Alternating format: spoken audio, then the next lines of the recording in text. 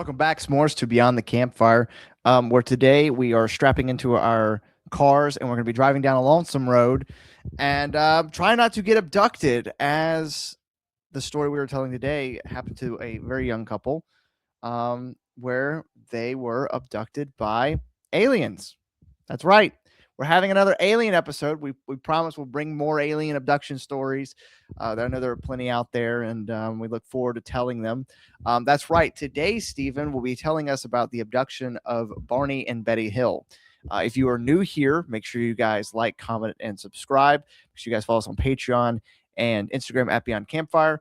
And yeah, Stephen, Barney and Betty Hill, what do you got for us? All right, yes. So we are going into alien abduction land. So we're going to be talking about this case from the 60s. If you're into UFOs and alien abductions, this is probably one of the most famous stories. Yes. Right? Because Barney and Betty Hill, they're not the first ones to report being abducted. They're not even necessarily even just the first Americans to be abducted. Mm-hmm. But because of the timing of their story, because of what they said, because of some of the consistencies of it, it definitely became the most popular. And so we're going to kind of get into it.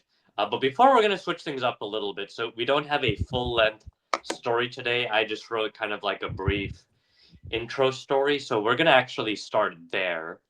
And we're going to go from there. And from there, we'll pick up on details of what actually happened. Um, so yeah, Will, do you have it pulled up? I do. Good. I guess I'll be the narrator. You be yourself and the sheriff.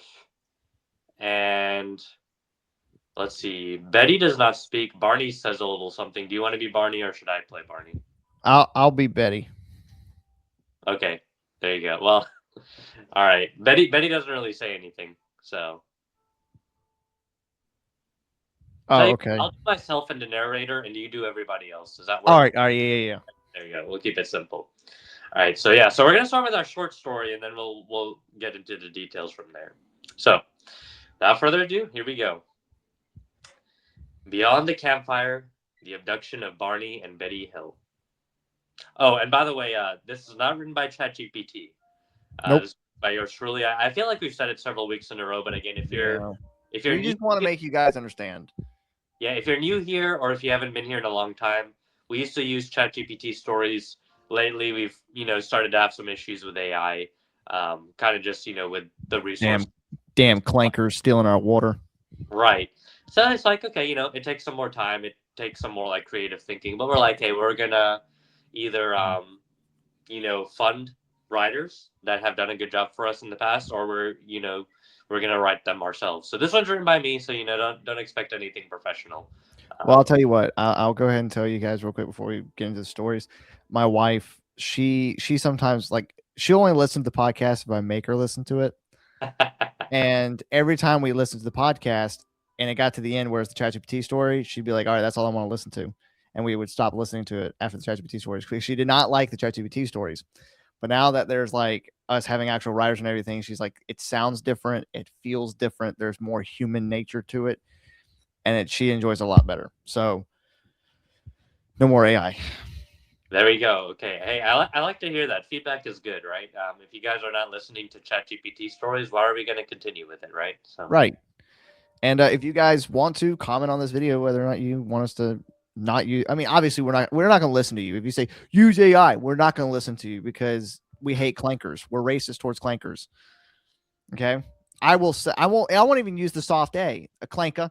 I'm going to say the hard R, clanker. There you go. If my daughter becomes a clanker in the future, we're gonna have some issues. So if my daughter marries one of them dirty clankers, before we get canceled because they're going to start thinking we're saying other words. Yeah. Narrator, take us away. Here we go.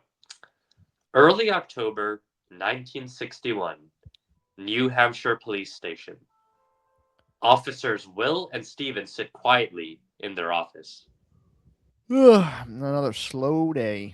Will yawned. I prefer the term peaceful, Steven replied. Will shook his head. You're no fun. Seriously, when is something interesting going to happen? Just then, the sheriff came in. Well, Stephen, I got a couple out here for you. Though not sure why she's with a black man. Stephen rolled his eyes. We're all made in the image of God, Sheriff. You're a churchman too, no? Moses married a Cushite. The sheriff snapped at Stephen. I'm not here to listen to a sermon on interracial marriage, boy, interracial relationships, boy. You and Will get out there right now and talk to him. Will replied. Aye, Captain. The two men walked out and saw Barney Hill, a black man in a red polo and khaki pants. Beside him was Betty Hill, a white woman in a pink floral dress. Officer Will and Stephen. Barney politely asked. Will extended his hand. Yes, sir. Officer Will, at your service. Barney shyly shook his hand. I don't want to talk about it, but Betty said we should say something. Stephen raised an eyebrow. What exactly did you see? Betty looked terrified, but Barney calmed her down. There. You both may want to sit down for this. If you All guys right. want to hire me for voice acting, if you guys want to hire me for voice acting, I am starting to take those jobs now. There you go. Hey, you're better than me, man. Hey, put yourself on Fiverr. I feel like you could get something. Me on Fiverr, dude. I gotta work on my. If I'm gonna get into voice acting, I think I gotta work on it a little bit more. All right, so we have two people, Betty and Barney Hill. They were an interracial couple that lived in the 1960s. And on September 19th, 1961, strange incident happened with them. It's something that UFOologists and people that are interested in aliens have talked about for a while. So we're going to get into it. So the Hills lived in Portsmouth, New Hampshire. Barney was a World War II veteran who worked for UPS, while Betty was a social worker. Uh, so this made me a little sad. They were both active in a Unitarian church. Um, you know, again, this isn't a theology podcast, but I have some differences. But nonetheless, they were also members of the NAACP, and Barney sat on a local board of the United States Commission on Civil Rights People. Uh, civil rights for Black people. So, yeah, they're an interracial couple at a time when that was not common in the U.S. And obviously there were some things that they experienced because of that. So, also, this is kind of a fun fact. Barney Hill is the grandfather of current UFC fighter Angela Hill. So she's a woman who fights in UFC, and Oh, yeah, Angela Hill. She is Barney Hill's granddaughter. look So at that. yeah, I thought that's kind of interesting. So I think she's won a championship or two. No, okay, she finished like 14 in the UFC women's rankings. So, she wasn't quite on the top, but she's pretty good, right? Yeah. But anyway, why am I going into their background, right? Like, why am I bringing up him working in UPS and like being a World War II veteran? The reason I bring that up is these are not conspiracy theorists. These are not like alien hunters. These are normal people Yeah. living Like normal. these are like the kind of people like you'd go to church with on Sunday. You'd see them in the neighborhood. Yeah, they're not trying to become famous, and we'll talk a little bit more about that. They're not trying to get attention to themselves. They're just kind of living their lives, and something extraordinary happens to them, and yeah, we'll we'll go from there. So here you go. At about 10:30 p.m. on September 19th, 1961, the Hills were driving back to their New Hampshire home after having a vacation in Niagara Falls and Montreal. Hmm. When they were just south of Lancaster, New Hampshire, Betty said that she observed a bright point of light in the sky that moved below the moon and the planet Jupiter, upward to the west of the moon. While Barney was navigating on US Route 3, Betty reasoned that, it's probably just a shooting star, only that it was moving upward. But then it started to move erratically, and it grew bigger, and it grew brighter, and Betty urged Barney to stop the car for a closer look. And also, they wanted to walk their dog, Delcy the dog. So Barney stopped at a scenic picnic area just south of Twin Mountain. Uh, I'll get into details a little bit later, but basically from that point, they started to feel some odd sensations and impulses, and their watches did not work for the rest of their drive back. Barney said his leather strap from the binoculars was torn, even though he couldn't recall it tearing. The toes of his best dress shoes were scraped.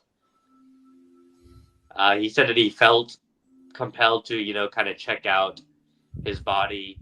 And he looked through and he saw nothing unusual, but he took a long shower, kind of just like tried to see what was going on. But yeah, as they were driving home, they reported hearing like loud buzzing sounds. They said that their memory at this point started to become like incomplete and fragmented. So they were like really struggling with a lot of that. Uh, After sleeping for a few hours, they kind of woke up and there's like clothing tossed around the house. A dress that she had worn earlier was torn at the hem, the zippers and lining. And when they checked like their thing, they thought they had only been asleep for a few minutes. But several hours had passed, and they had driven 35 miles without realizing that they had actually driven 35 miles. That's freaky. Yeah. So they tried to forget about the incident. They're just like, we don't know what happened. Betty started to have dreams about 10 days later of UFOs and alien encounters, and she's like, was this real? Was this not? So, yeah, these dreams continued for 5 successive nights, and she kind of described them in great detail to both Barney and a coworker. And Barney was starting to say, you know what? He's like, I kind of remember some of this stuff that you're talking about too. And don't worry, we will get into the details of the dreams and their memory. The reason I'm not giving too many details yet is because they're going to encounter someone that's going to kind of like pull these memories out of them. We'll kind of talk about that. So yeah, she starts to have dreams of like these grayish men that are like dragging them along, that are wearing caps, that appeared human, but they had completely black eyes, prominent noses, and bluish lips. And Barney's not like, oh, honey, these are weird dreams. Barney starts to say like, hey, I remember these too. So on November 25th, they start to say, hey, maybe we should talk to about someone, because at first they didn't want to talk to anybody. Yeah. But they start to go to NAACP members, kind of like telling people about it. They ask people like about their trip, and they arrived home a lot later than they should have. They don't remember a lot of their driving trip, even though like they probably should have. Again, yeah, there's about 35 miles between Lincoln, Indian Head, and Ashland that they just don't remember. And both of them recall an image of a fire on the ground. So eventually, they shared with friends who shared with other friends. And eventually someone brought up to them the topic of hypnosis. So they said, hey, go see a psychiatrist who's hypnosis. He can kind of put you guys under the hypnosis, and we can maybe see if you remember anything from that time. So before I, start to ramble on any sooner, any questions, thoughts, or comments so far? One thing I'll say is, like you were saying, we always talk about on Beyond the Campfire. We try like we obviously want to go through the conspiracies, and Steven and I usually are two different sides of a coin. I'm the more believable one. He's the more skeptical one. One thing I will note is, now again, this is not me trying to say that this is not me giving you a definitive answer on if I believe aliens are real or not, but this is me giving you an answer saying that maybe some of these abduction stories could be real, could not be real. One thing that I think is unique about Barney and Betty Hill is their description of the aliens, because I feel like every time people talk about aliens, you hear about the grays, almost humanoid that are kind of gray looking with the black eyes, and that's it. Where Barney and Betty are saying their lips look like this, their mouth kind of looks like this color. They're wearing a cap. It's like, no one has ever talked about aliens wearing a cap, like a hat, which to me almost makes it feel more or less like this could very much be true. I do think it is very strange, like you said, driving 35 miles without thinking, not even remembering it, time dilation. Like, we know there's times where, people do lose time with encounters of extraterrestrials. We also see that with sometimes like the black eyed children. And I think that's one of the things that really freaks me out about this case. And I think freaks me out with a lot of things. It's like Steven and I, we could go toe to toe with Mothman and I won't shit my pants. We could go toe to toe with the Bell Witch and I won't pee my pants. You know, we could fight 100 demons and I'll be fine. But I feel like with the time stuff, that's where I get freaked out, man. Cause it's like, just imagine like you're taking this trip with your wife, you're coming home and you don't remember anything. And then you look at the clock thinking, oh, it's kind of like, sometimes whenever you're sitting there and like almost like a quick 30-minute nap, but then you end up taking a longer nap. But that's fine to me but this is something where it's like for some reason something has made you lose track of time. It's not like you're tired or whatever. And that just freaks me out. I hate the time stuff. Yeah, it's definitely very, very distressing for sure. So, okay, we'll continue the story, right? So Barney and Betty kind of report some things. They are mostly remembering things through dreams, but as of right now, they don't really have any conscious memory of that night. Uh, yeah, as Will said, I'm kind of more of the skeptic. Will's a little bit more, this seems real. For me, I'm a little bit more, I don't know about this. The one thing that is weird to me is their watches stopped working. And stuff in people's heads, I could always be like, okay, you're making yourself believe this, or you're making yourself thinking that. But the fact that the Right. watch stopped, to me, that is really weird. And I'm just like, okay, there's something more to it than that, right? Mm-hmm. Like maybe the dreams they're having, maybe the stuff they're about to say under hypnosis, is just wonky stuff. But them seeing the light, them again, their watch is not working. It's like something else was going on. Yeah. Okay, so 2 years after the incident, they just agreed to go undergo hypnosis with Dr. Benjamin Simon. Um, and Dr. Benjamin Simon, uh, pretty respected guy, right? So again, not like some kind of conspiracy theorist or like weird guy. Someone that was like pretty well respected in his field. He himself did admit that he wasn't sure how good hypnosis actually was. I mean, even to this day, like the hypnosis is a little bit debated of like, does it actually work? Does it not? Um, Yeah. the thing that was weird though is that Barney and Betty's stories were consistent, even though they had their hypnosis done separately, and that does not. Mm. So that's weird. So that's where a lot of people that are into this stuff look at that and say, hey, how can their stories be consistent, right?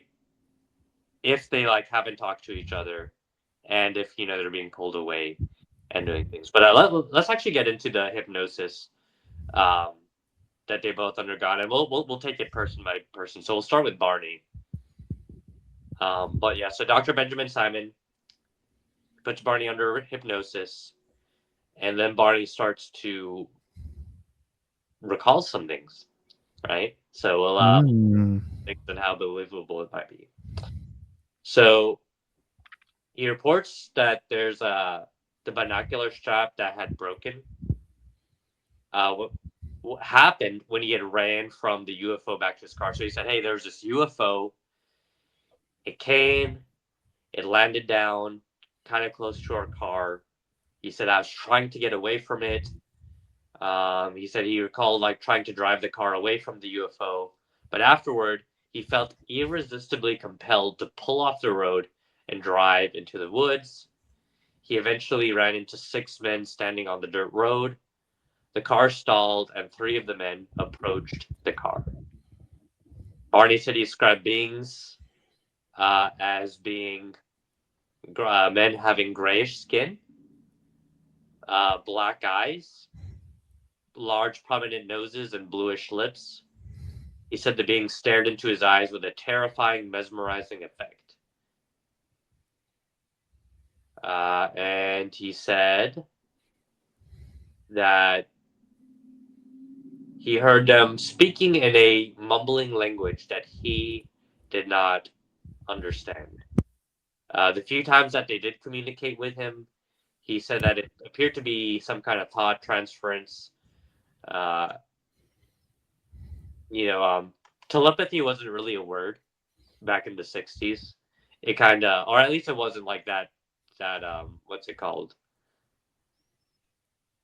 I Like, think right? So yeah. he really was kind of describing telepathy. He just had it, kind of gotten to a place where he would have known what that word was, but he's just like, yeah, there's some kind of telepathy going on.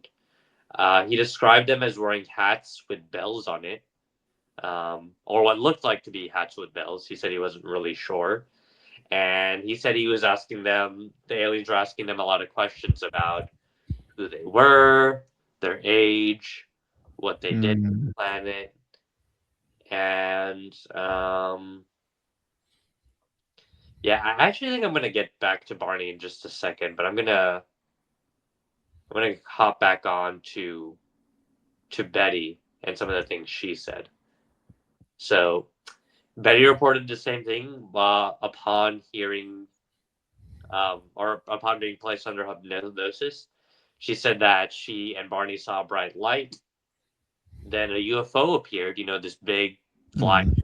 guy. She said Barney immediately started to drive away from it. And, as they're driving away, she said suddenly Barney starts to like feel drawn to the UFO. So he kind of like starts driving towards it. Betty shouting at him, like, what are you doing? Why are you doing this? Like, you got to get away. Why are you driving towards? Yeah. And so she like is yelling at him, and so he like kind of shakes a little bit, but he doesn't stay on the road. Instead, he like drives into the woods, which is kind of consistent with what Bart. Yeah. That's what. Yeah, that's pretty consistent. Yeah. In the woods. So she said she didn't give a number like Barney did, but she said she saw several men standing in the woods, and she said several of them approached them and started talking to Barney. Now this is where there is a little bit of a difference. So Barney said he couldn't understand what they were saying. He said, it just sounded like a mumbling language to them. Betty said at first she couldn't understand them, but as the conversation continued, she then started to hear the conversation in English. So let me pull up my notes here real quick.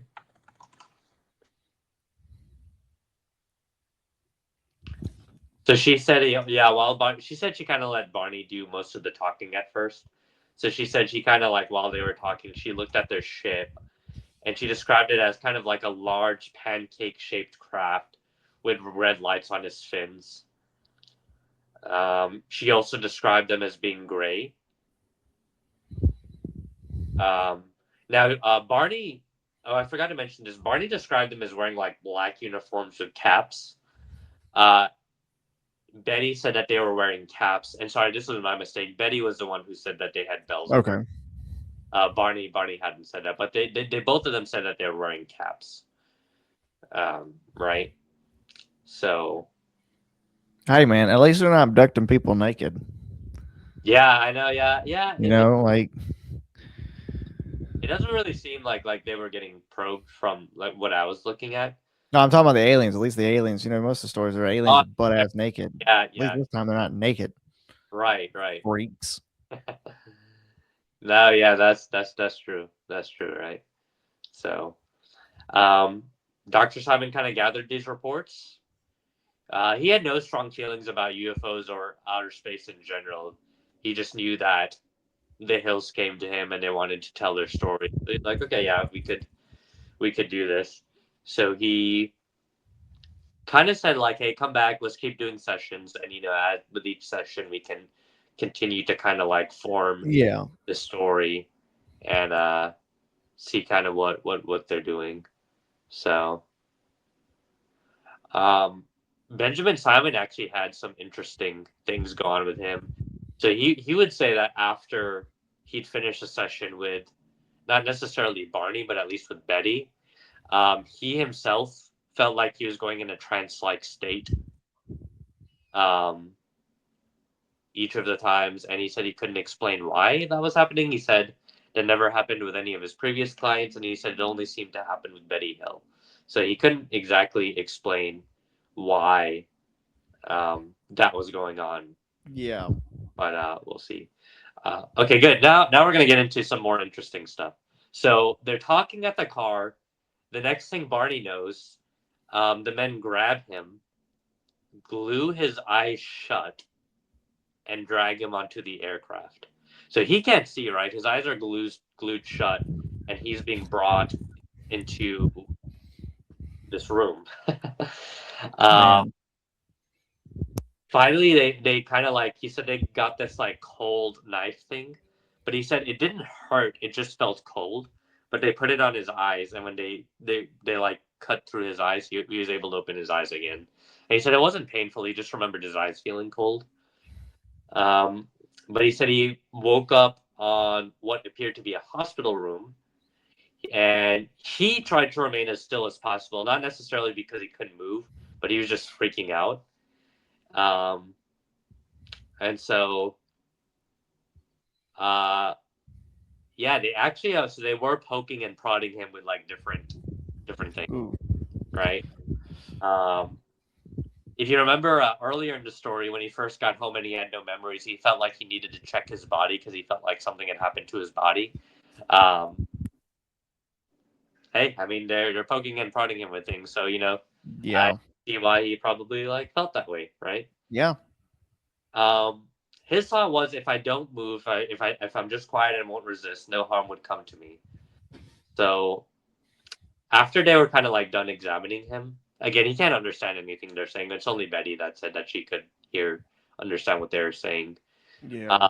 He said men guided him back to the car. He remembered like feeling very giddy and smiling when he saw Betty approaching the vehicle. And he said, as they both watched, the ship kind of closed up, became a ball of light, and flew away. Barney began to drive away as soon as the beeping sound returns. If you remember, they kind of remember like beeping sounds happening as they were driving. And yeah, he just felt like his sense of calmness like pull away. So he says the last thing he remembers is like watching the spaceship fly off into the skyline and over Cannon Mountain, Hmm. and that's all he saw. Okay. Uh, Wow. they grabbed Betty too. So now this is Betty's account. Yeah. Well, Betty, you want? I was gonna say real quick with oh, yeah, him. good. Um, I guess that is really crazy to think like that they had no memory of what happened, had the memory start being pulled by hypnosis, and as he was doing that, he was making connections to things that he had done. Oh, well, this is why my binoculars were broken. This is why I wanted to check my body was because they poke and prodded me, and I was looking for the scars. And that's just like, and like the whole like gluing his eyes shut. It's like aliens have advanced kidnapping tactics. Nowadays you throw a sack over the guy's head. Back with them, they're so advanced. They just glue your eyes with this glue, and then they kidnap you. So I don't know. That's freaky. I mean, like Yeah, it's odd. There's definitely like weird behaviors going on for sure. I think like the giddy behavior. All I can think about with the giddy behavior is like whenever like you've had your wisdom teeth removed. Yeah, yeah, I I've did. had mine, and like I remember, like I don't remember anything, but my mom was all like, "You were giddy and laughy and just being stupid," like you were joking around a whole lot. Um, And that kind of makes me think of that a little bit, to where it's kind of like the same thing, where it's like he had the laughing gas and then didn't remember. Like, obviously, aliens don't use laughing gas; they probably have something else they use, but it's kind of the same effect, to where it's like, you're kind of giddy afterwards, but you don't remember anything. You know? Yeah, yeah, for sure. So okay, weird stuff. Betty now, right? So Betty says she remembered that they grabbed her as well, but her eyes were not glued shut. Her eyes were kept open. So she said that one of the men at first was speaking kind of in like a mumbling language, but then as time passed on, she started to understand him. Um, he told her not to be afraid, that she and Barney would not be harmed. They brought her aboard the spacecraft and they placed her in the medical room alone. Betty was begging the aliens to let her see Barney, but the leader said, well, only one person can be examined at a time. She then said another man entered the room dressed as a doctor. He pushed up the sleeves of her dress and kind of was like looking at her arms. He scraped an object shaped kind of like a letter opener. He kind of scraped it against her forearms and collected like flaky skin particles that she had on a plastic tray. As he was moving to like, inspect her ears and her mouth, Betty also did not resist. She's like, hey, this is freaky. I don't want to deal with this. Yeah. I don't want to be hurt. So I'm not going to resist. I'm just going to let them do their thing. And, maybe. If only a certain people could learn from these guys about what to do with cops. You Right. know? So, you know, so she then told them that, she was afraid, but she didn't get like really, really afraid until the doctor, the alien doctor, approached her with this strange needle. Oh boy. And she is like, what is that? So they told her, roll over on your back. He's like, what are you going to do with it? She asked him that. He's like, yeah. He's like, I just want to, put this into your navel, just like a simple test. And she's like, no, I think that's going to hurt. And then she starts crying. And he's like, don't cry. He's like, it's just going to be quick. So he, sticks her. And then she's like, hey, it's hurting. It's hurting. Please take it out. Take it out. The other alien came over. He put his hand kind of on her back, rubbed her back, and he said, hey, it's going to be okay. You won't feel it. The pain's going to go away. It's going to be a little sore from where I put the needle, but like you're going to be fine. Bro, these aliens. I know, right?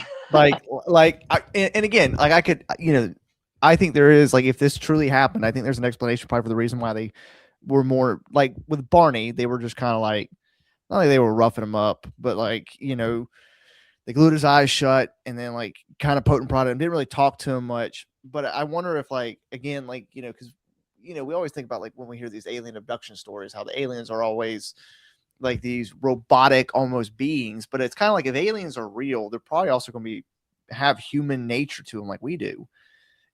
So it to me that makes a lot of sense, that they kind of see Betty as a woman, a person who's more vulnerable than Barney is, and that's where they're trying to be more respectful to her, be more nice to her, be more. And that might be the reason why, like, when we're talking about the telepathy thing with Barney, they might have been able, if they have telepathy powers like that, they might have been able to kind of upload their language so that Betty could understand them, to where they could be caring enough to her and be like, this is just what we do. Like, we're not trying to hurt you. We're not trying to harm you, kill you, whatever. We're just curious about you and we just want to learn about you. And even hearing the alien walk over and rub her back, being like, it's okay. It's okay. It's okay. You know, it's like the friendly kidnapper who gives you like M&Ms, I you know. know, instead of slop. He gives you like a bacon cheeseburger from McDonald's. Like, he's like, hey, I know I kidnapped you and I'm keeping you trapped in my basement, but like, you want like something from McDonald's? We're going to go to McDonald's. It's like, don't worry, this is just to do this. And it's like, what nice aliens. I know, right? Interesting stuff indeed. So they finish her examination. The leader kind of takes her to a room where it's just the two of them, and he's kind of asking her the same questions they're asking Barney, like, Where are you from? How old are you? Like, what are you doing? And she told him, and then she's like, what do you want from us? And he pulls out a map of outer space. She's not able to recognize like any of the planets that are on the map or what he's talking about, but he shows her a book with all these strange symbols. And as she's flipping through it, um, she saw it was in a language that she had never seen before.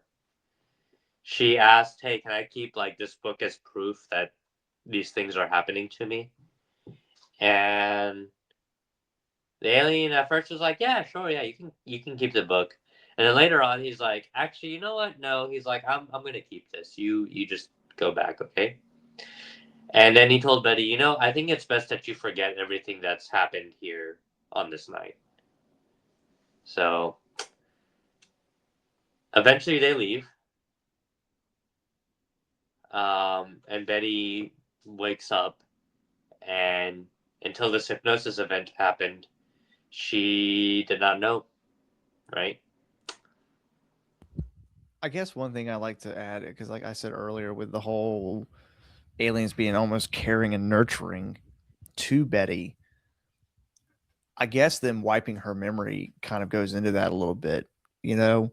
Because like imagine like the aliens probably kind of had a feeling about this, and they were just like when she was like, "Oh, can I keep the book?" He's like, "Sure," but I bet the alien then thought about, "Wait a second," and she takes this book and remembers all these things, and she tries to tell people what happened.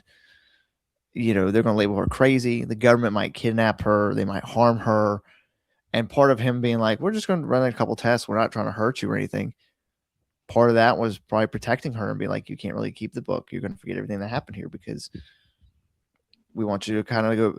And I think that's the thing that's the interesting about alien abduction stories is while there are gaps in time and like you're not remembering many things and having these dreams, I feel like the aliens do their best to where I think they're just, and then maybe we'll talk about it more towards the end of the episode, but yeah, I'll make that comment after we get through with all the stuff. But that's what I was just finished by saying is that I think that also not letting her have the book just kind of goes more into the whole I care about you. I don't want you to be hurt. Yeah, for sure. There's not too much left. It's basically just kind of the aftermath and what people thought about it. So, um, aftermath. Dr. Simon was kind of unsure what to make of these memories because he had done hypnosis before, but he had never heard anything like this. So he's just kind of like, "What the," like going, Yeah. "What is?" Yeah. And he's like, "Is this real? Is this not?" And kind of from his professional judgment, he's like, "Well, these two are reasonable people. They're not like crazy people. They don't have any mental illness. They've never like tried to say anything crazy before."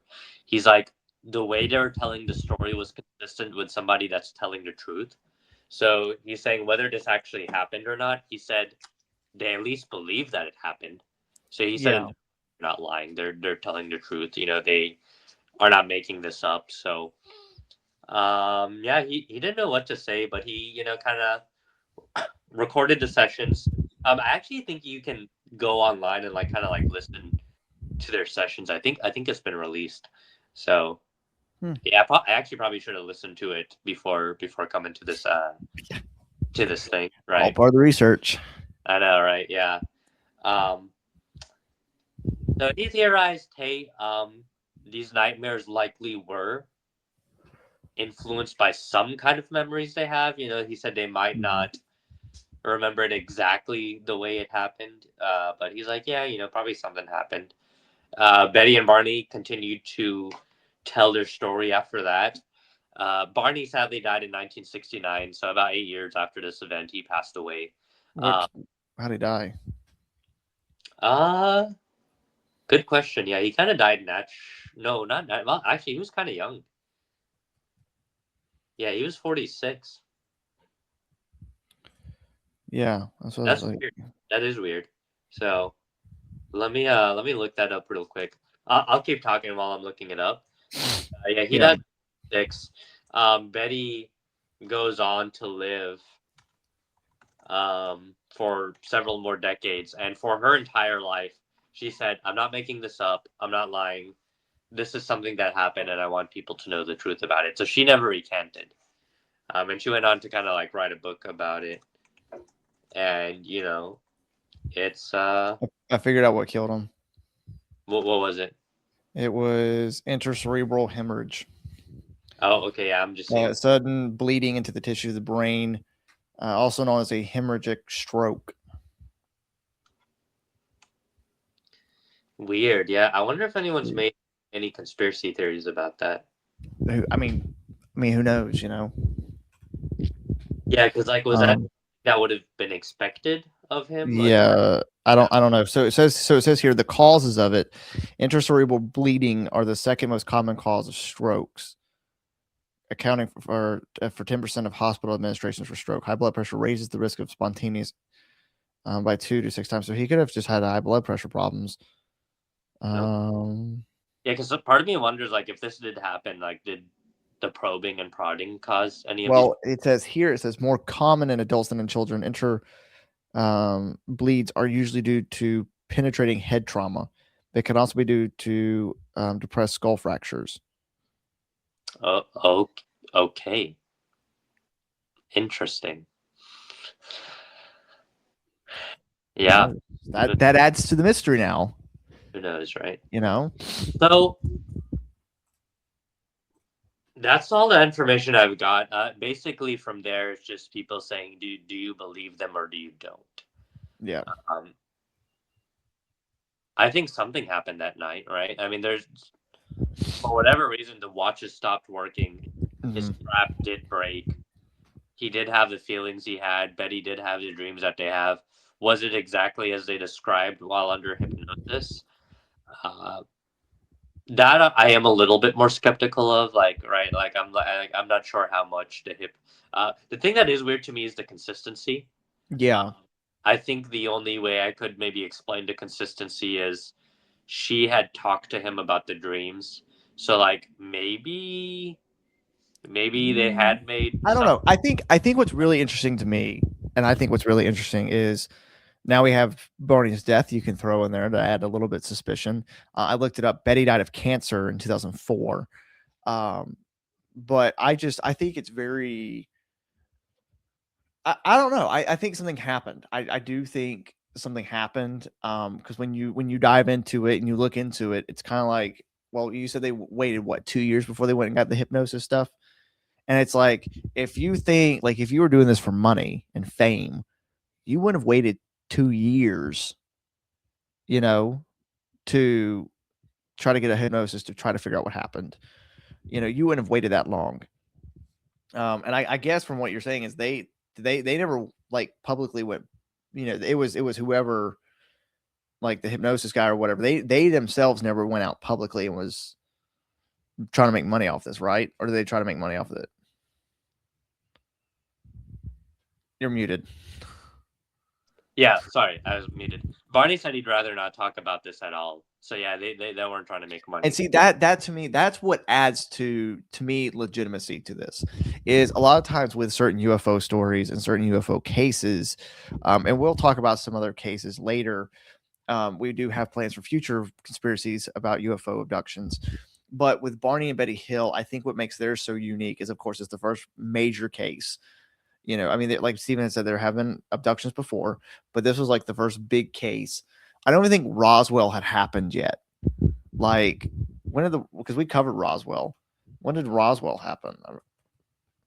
The Roswell incident happened. Or something.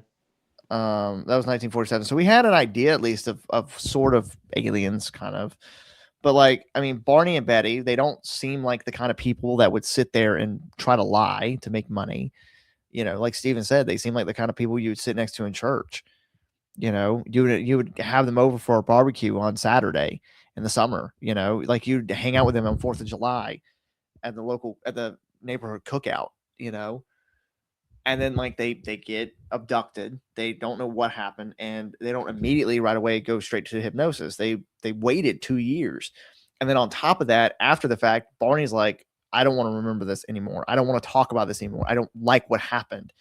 And that to me shows a person who's been through something, because like a lot of times with certain, like we talk about, like, not to compare the two, but you talk about war veterans, what they see overseas a lot of times when they come home with PTSD and stuff, they don't want to talk because of what they've seen. They don't want to say anything about it. And so that's where I'm kind of getting the same vibes sort of from Barney, to where they saw something happened that night, and how true or what they said, I don't know.